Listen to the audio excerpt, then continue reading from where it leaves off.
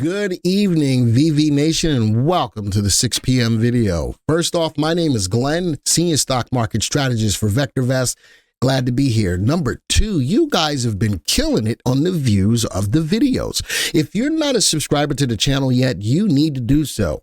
Hit the subscribe button, hit the bell icon so that you'll be alerted to when new videos like this come out.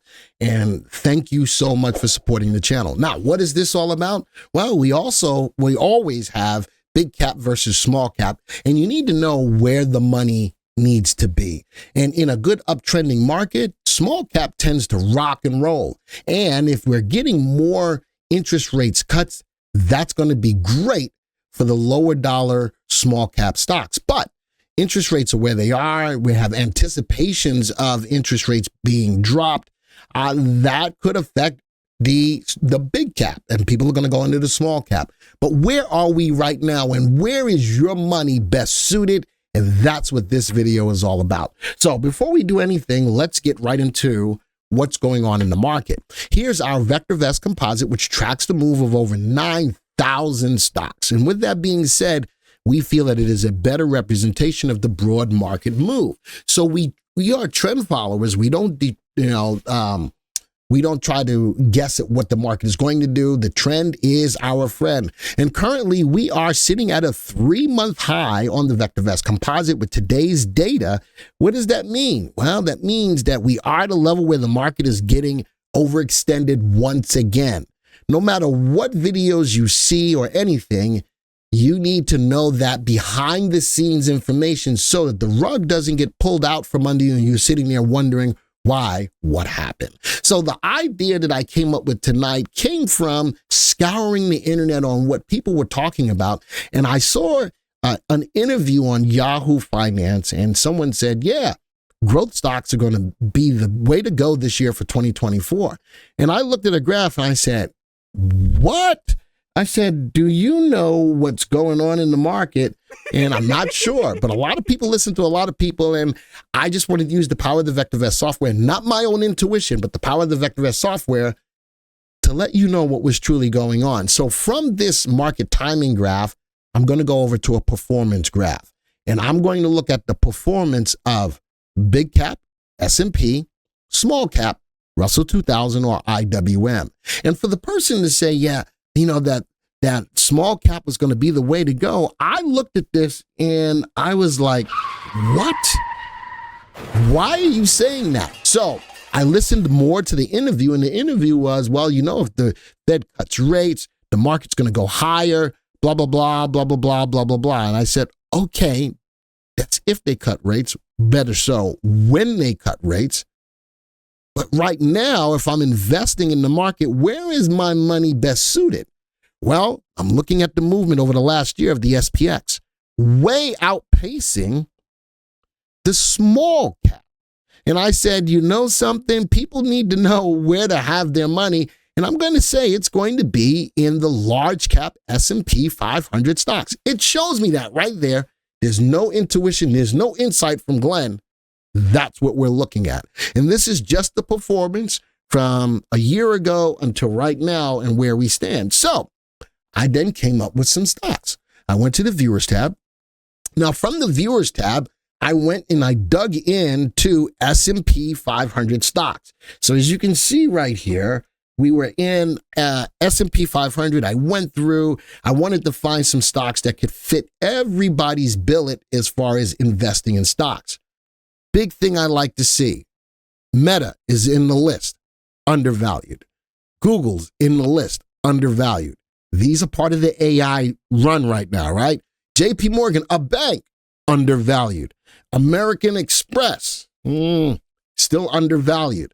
Norwegian, undervalued. General Digital, undervalued. Every single stock in here, with the exception of the two ETFs, the IWM and the SPX, are undervalued. All right, that's step one. And why do we want you to undervalued stocks? Because price and value tends to meet over time. If you're in an undervalued stock, price is going to tend to rise to meet value at some point in time. The next thing I wanted these stocks to have good upside potential. So all of the stocks that I mentioned have relative values above 1. They don't all have to have relative safeties above 1, but the top 4 do, which means that they make money quarter over quarter, year over year. Every stock in my list has a relative timing above 1, which means they're in an uptrend. Well, that makes sense. The whole idea, though, is no matter if they're in an uptrend or not, or if they are in an uptrend, which stocks would I be more interested in buying into in the current market's conditions? And again, it is the big or large cap stocks. All the VSTs are above 1. Let's scroll over a little bit. Let's go look at the earnings growth and the sales growth. This is something that I've been using a lot more in the VectorVest system. I want to make sure that the companies are selling enough to make sure that they are earning enough. All right. And I really want the sales growth to be above earnings growth. But in this case, Meta, close enough. Alphabet, close enough. JP Morgan, sales growth is outpacing earnings growth. American Express, close enough. Norwegian, man, are they selling outpacing the earnings growth? Same thing with General Digital, same thing with Vici Properties. All right, of course, the 2 ETFs don't. Then I wanted to make sure I was diversified. 2 stocks in the internet, well, Meta, Google, AI, I'll take 2. Bank, financial, leisure, software, REITs.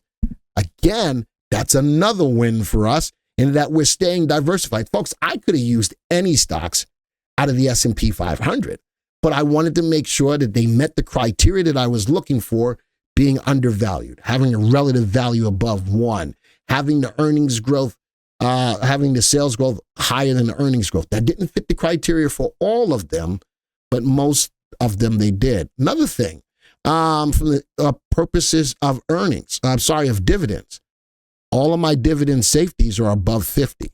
So the stocks that pay a dividend are going to be good, safe dividends. One last thing, they're all optionable. I love that they're all optionable. So if some of these stocks are out of the price range that you're looking at, you can have your money leveraged by playing options, buying calls at the right time. So here's my stock pick list, knowing that I should be in the S&P 500 type stocks. That's where the money should be going, as opposed to saying that, yeah, let's go jump into low cap or small cap or IWM or Russell 2000.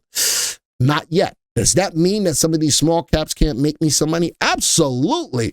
But if I'm looking longer term and where to put my money in the current market's situation, I'm looking at large cap stocks.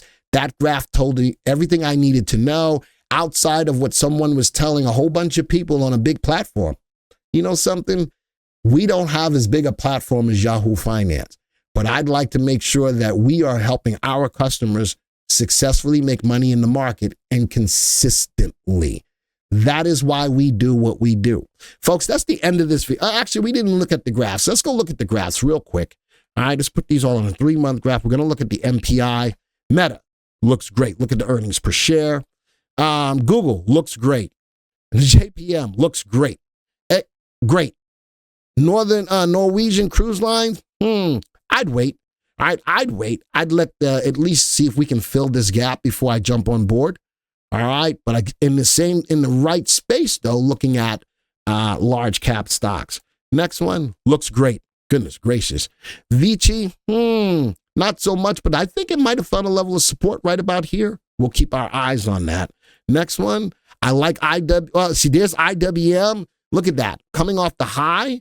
Is it ready to buy into the smaller cap stocks as compared to googly muggly? What's going on with S&P?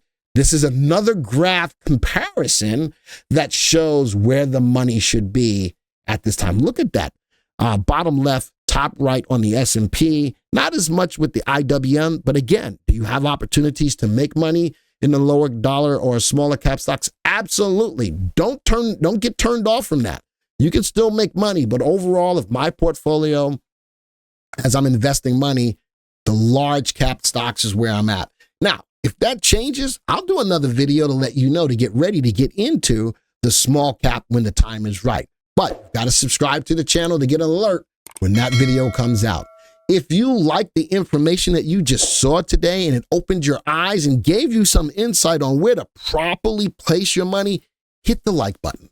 hit the like button. And if there's some stocks that you think that I left off the list, put it in the comments. Let me take a look. All right, folks, thank you for being here today. This video is over. And until the next time, see ya. VV Nation, do you want to increase your profits and generate income? Well, you can. For 99 cents, we'll give you access to the VectorVest system for 30 days. And guess what? It's a money-back guarantee. If you don't like it, we'll give you back your 99 cents. But folks, you're going to have access to the best software out there, the best guidance at any price. All you have to do is go to www.vectorvest.com/YT. Folks, it's a no-brainer. Go there right now and take advantage of your 30-day trial for 99 cents. Yeah.